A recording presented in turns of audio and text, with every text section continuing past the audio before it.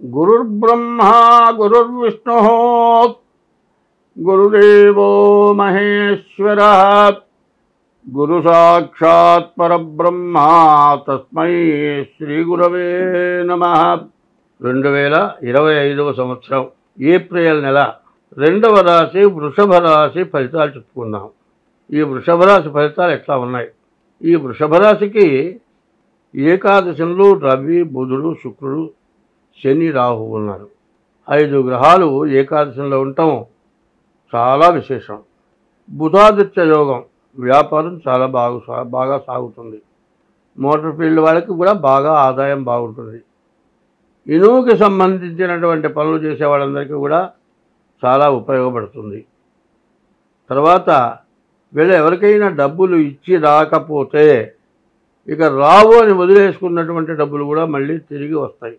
తర్వాత వీళ్ళు ఒక ఇల్లు కానీ, పొలం కానీ, అపార్ట్మెంట్ కానీ ఖచ్చితంగా కొనుక్కోగలుగుతారు. తర్వాత వివాహం కాని వాళ్ళకి వివాహం అవటానికి కూడా బాగా అవకాశం ఉంది. కానీ గురువు ఒకరు మాత్రము లగ్నంలో ఉన్నాడు, వృషభ రాశిలో ఉన్నాడు. ఆ గురువు వల్ల కొంచెం ఇబ్బందులు, కష్టాలు ఎక్కువగా ఉంటాయి. కానీ దాదాపుగా చెప్పాలి అంటే ఈ వృషభ రాశికి అన్ని విధాలా చాలా బాగుంది. అయితే బాగున్నది అనే దానికి ఒక అర్థం చెబుతా. అన్నం వండుకోవాలండి. బియ్యం చాలా మంచి బియ్యం, సన్న బియ్యం. అన్నం చాలా చక్కగా ఉడుకుతుంది, చాలా బాగుంటుంది. కానీ అన్నంలోకి ఏదైనా కూర కానీ ఏమీ లేకుండా ఒట్టన్నం తింటామా? ఒట్టన్నం తినలేము. బియ్యం బాగుంటాయి, ఉడికితే అన్నం చాలా బాగుంటుంది. కానీ అన్నంలోకి సరైనటువంటి రెండోది కావాలి. ఎందుకంటే అన్నపూర్ణాదేవి ఒక బాధపడుతుందట ఈశ్వరుడి దగ్గర. నన్ను ఒక్కదాన్ని మాత్రం ఏ జీవరాశి గర్భంలోకి పంపించబాకు, నాకు చాలా భయం. ఈ జీవరాశులని కూడా మహాపాపం చేసుకున్నవి, నన్ను ఒక్కదాన్ని ఆహారంగా పంపించద్దని అన్నపూర్ణాదేవి కోరుకుంటుందిట. అటువంటి చక్కటి అన్నంలోకి చక్కటి రెండో పదార్థం ఉండాలి. అట్లా ఉంటేనే జీవితం బాగా సాగుతుంది. కాబట్టి అంతా బాగుంది. గురువు శుభగ్రహం. అటువంటి గురువు మరి వృషభంలో ఉండటం వల్ల నష్ట కష్టాలు కొన్ని ఉంటాయి. అయితే గురువు బ్రాహ్మణ జాతి వాడు. ఎట్లా ఉంటాడంటే అతను అపకారం చేయాల్సిన టైంలో కూడా పూర్తిగా అపకారం చేసేటువంటి పరిస్థితి రాదు. అతనికి ఏదైనా ద్రోహం చేస్తే వాడి కర్మ వాడు అనుభవిస్తాడంటాడు. బ్రాహ్మణ జాతి యొక్క స్వభావం అట్లా ఉంటుంది. కాబట్టి ఈ వృషభ రాశి చెప్పాలంటే చాలా బాగా ఉంది, చాలా మంచిగా ఉంది, చాలా మేలు జరిగేటట్టుగా ఉంది. కానీ దీనికి ఏమిటయా అంటే జన్మలగ్నం మాత్రం తప్పనిసరిగా చూడాలి. 25 వంతులు చాలా బాగుంది. సరిగ్గా ఉన్నదాన్ని ఉపయోగించుకోవాల్సిన అవసరం ఉంది. నేను ఇందాక చెప్పాను ఉదాహరణ. మంచి బియ్యం, చక్కటి అన్నం, దాంట్లో తగిన కూర ఉంటేనే ఆ అన్నం తినగలుగుతాం. ఎంత బాగున్నా ఒట్టి అన్నం తినలేము కదా. అట్లాగే ఉన్న గోచారాన్ని మీరు వినియోగం చేసుకోవాలి అంటే మీ డేట్ ఆఫ్ బర్త్ ద్వారా జాతకం చూపించుకోవాలి. అందులో ఏదైనా చెడు ఉన్నదనుకోండి, ఈ మంచిని ఆపేస్తుంది, బ్రేక్ చేస్తుంది. కాబట్టి మీ డేట్ ఆఫ్ బర్త్ ద్వారా, మీ జన్మలగ్నం ద్వారా చూసి మీకు ఏమన్నా గ్రహాలు బాగున్నాయా, ఎక్కడన్నా దోషాలు ఉన్నాయా, వాటిని పూర్తిగా చూసుకుంటే చాలా మంచిది. అయితే ఈ వృషభ రాశికి రాహుకేతువుల మధ్యలో గ్రహాలు పడ్డాయి. ఎంత సుఖ సంతోషాలు ఆనందంగా ఉంటుందనుకున్నా రాహుకేతువుల మధ్యలో గ్రహాలన్నీ పడ్డాయి అంటే మరి పట్కార్ అంటారు. కటింగ్, ఇంగ్లీష్లో కటింగ్ పేరు, తెలుగులో పట్కార్ అంటారు. దాని మధ్యలో ఉన్న వస్తువు మాత్రం గట్టిగా ఒత్తితే 2 ముక్కలు అయిపోయేది మాత్రం ఖాయం. అట్లాగే రాహుకేతువుల మధ్యలో ఉన్న గ్రహాలు ఎందుకు పనికి రాకుండా పోతాయి. అందువల్ల ముందు మీ యొక్క గ్రహదోషాలు ఏమన్నా ఉన్నాయా అన్నీ చూసుకోవాలి. అందువల్ల ఈ గోచారం కూడా రాహుకేతువుల మధ్యలో పడది. కాబట్టి మీరు ఎంత జాగ్రత్త పడితే అంత ఇబ్బంది లేకుండా బయటపడాలి. ఇబ్బంది లేకుండా బయటపడ్డ తర్వాత ఏదైనా పసిపిల్లవాడు పాలు పోసి పెంచుతారు, చివరికి కాస్త చిన్నగా అన్నంలో పడేస్తారు. అన్నంలో పడిన తర్వాత కాస్త లేచి నడుస్తాడు. చివరికి వాడంతా వాడు తీసుకొని తినే స్థితికి వస్తాడు. అట్లా పసిపిల్లవాడిని దారికి తెచ్చినట్లే ఈ రాహుకేతువుల మధ్యలో ఉన్నటువంటి గ్రహాల నుంచి తప్పించుకోవాలి అంటే ముందు జాతకం చూపించుకుంటే, జాగ్రత్త పడితే ఎటువంటి ఇబ్బంది లేకుండా ముందుకు వెళ్ళగలుగుతారు. అందులో నవనాయకుల్లో 6 గ్రహాలు పాపగ్రహాలైనవి.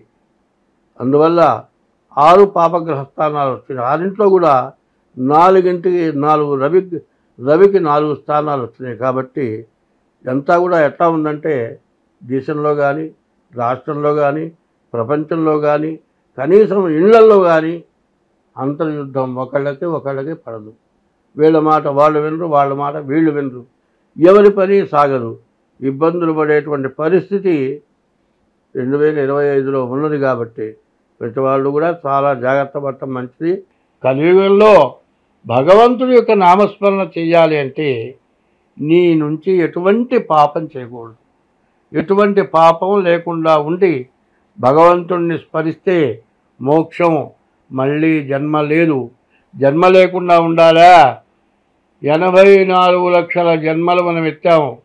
ఈ 84 లక్షల్లో ఆకాశంలో తిరిగే జీవరాశులు 21 లక్షలు, భూమి పైన ఉన్న జీవరాశులు 21 లక్షలు, భూమి లోపల తిరిగే జీవరాశులు 21 లక్షలు, సముద్రంలో తిరిగే జీవరాశులు 21 లక్షలు, 84 లక్షల జీవరాశుల యొక్క జన్మలు మనం ఎత్తాము.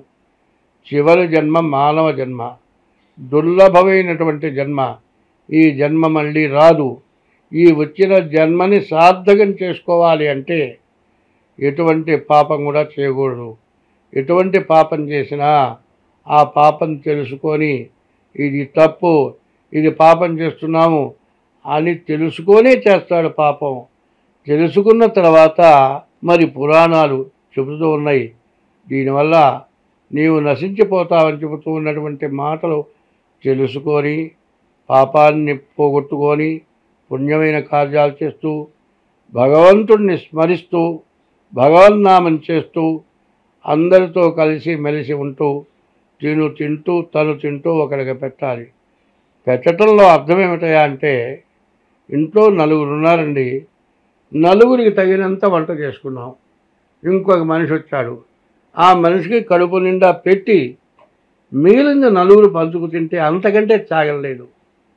మరి 4 వస్తారంటే 25 మందికి వంట చేసి ఈ 4 పెట్టగా మిగిలింది తీసుకెళ్ళి మురుకాలలో బారేసి కుళ్ళబెడితే అది మహాపాపం. అట్లా కాకుండా ఆకలైన వాడికి అన్నం పెట్టాలి. మనం తగ్గించుకోలేనా వాళ్ళకి పెట్టాలి. అట్లా కాకుండా ఎవరైనా వస్తే ఇప్పుడు చూస్తూ ఉంటాం, వాళ్ళకి పెట్టాల్సి వస్తుంది, లోపల దాచుకుంటారు. కానీ ఇంకొక మనిషి ఎక్స్ట్రా వస్తే ఈ రోజుల పరిస్థితులు బట్టి ఆడవాళ్ళు మళ్ళీ మొదలెత్తుకొని వంట చేయలేని పరిస్థితి ఉన్నది. కాబట్టి ముందు వాళ్ళకి పెట్టి కుటుంబ సభ్యులు తలా కాస్త తగ్గించుకు తింటే ప్రాణం పోదు. అటువంటి త్యాగం కావాలి.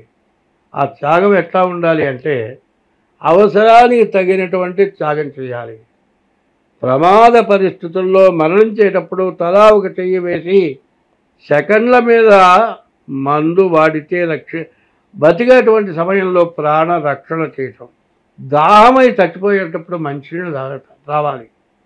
మరి ఆకలి అయినప్పుడు అన్నం కావాలి. మరి దాహం అయినప్పుడు మంచినీళ్ళు కావాలి. ఇటువంటివి ఎవరైతే చేస్తారో ఈ కలియుగంలో ఎవరైనా సరే తన ఇష్టదైవాన్ని ఎప్పుడూ పూజించాలి. ఇష్టదైవాల్లో మొట్టమొదటి దైవం నిన్ను 10 నెలలు గర్భవాసాన్ని మోసి కానీ పెంచిన తల్లి మొట్టమొదటి దైవం.